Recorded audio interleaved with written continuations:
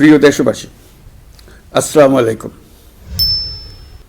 আজ আমাদের পুরো জাতি গভীর শোক ও বেদনায় নিস্তব্ধ। দেশের গণতান্ত্রিক রাজনীতির শীর্ষ নেত্রী, সাবেক প্রধানমন্ত্রী ও বিএনপি চেয়ারপারসন বেগম খালেদা জিয়া আর আমাদের মাঝে নেই। ইন্না লিল্লাহি ওয়া ইন্না ইলাইহি রাজিউন।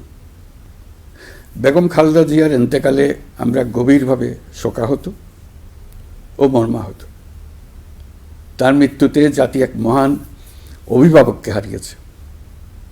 এই গভীর শোকের মুহূর্তে আমি তার পরিবারের সদস্যবৃন্দ, রাজনৈতিক সহকর্মী এবং অগণিত কর্মী সমর্থকদের প্রতি সমগ্র জাতির পক্ষ থেকে আন্তরিক সমবেদনা জানাচ্ছি।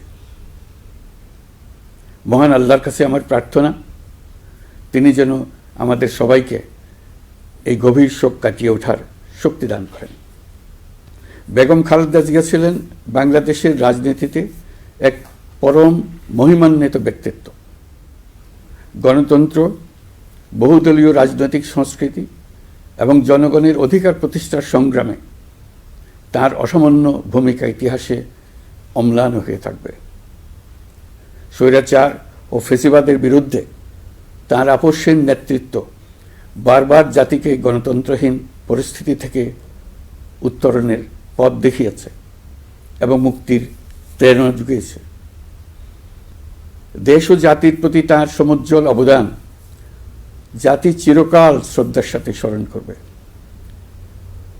তাঁর দীর্ঘ রাজনৈতিক যাত্রা, গণমুখী নেতৃত্ব এবং প্রিয় মাতৃভূমির স্বাধীনতা ও সার্বভৌমত্বকে সমুন্নত রাখতে তাঁর অবিচল ভূমিকা অবিস্মরণীয় হয়ে থাকবে। এমন একজন মহান দূরদর্শী ও নিখাদ দেশপ্রেমিক নেত্রীর শূন্যতা পূরণ হবার নয়। প্রিয় দেশবাসী, এই শোকাবহ মুহূর্তে আপনাদের প্রতি আমার উদাত্ত আহ্বান, আসুন আমরা সবাই যার যার অবস্থান থেকে মহান আল্লাহর দরবারে বেগম খালেদা জিয়ার বিদেহী আত্মার মাগফিরাত কামনা করি। একই সঙ্গে জাতির এই কঠিন সময়ে আমরা যেন ঐক্যবদ্ধ থাকি। শোকের এই সময়ে কেউ যেন অস্থিতিশীলতা বা নাশকতার অপচেষ্টা চালাতে না পারে, সে বিষয়ে আমি সবাইকে সজাগ থাকার আহ্বান জানাচ্ছি। এই সময়ে আমাদের সবার দায়িত্বশীল ভূমিকা পালন করা অত্যন্ত জরুরি।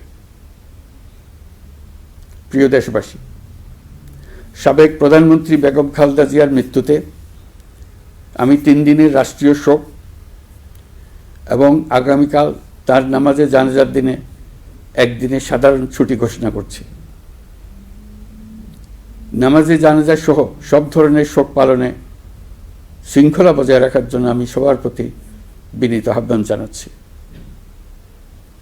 প্রিয় দেশবাসী, আমি জানি আপনারা সবাই এই সময়ে অনেক আবেগাপ্লুত। আমি আশা করছি শোকের এই সময়ে আপনারা ধৈর্যের পরিচয় দেবেন এবং তার জানাজা সহ সকল আনুষ্ঠানিকতা পালনে সংশ্লিষ্ট সবাইকে সহযোগিতা করবেন। মহান আল্লাহ তাআলা আমাদের সকলকে ধৈর্য, শক্তি, ঐক্যবদ্ধ থাকার ক্ষমতা দেন।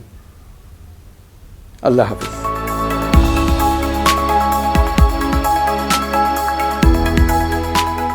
দিনাজপুর টিভি, মানুষের জীবনের কথা বলে।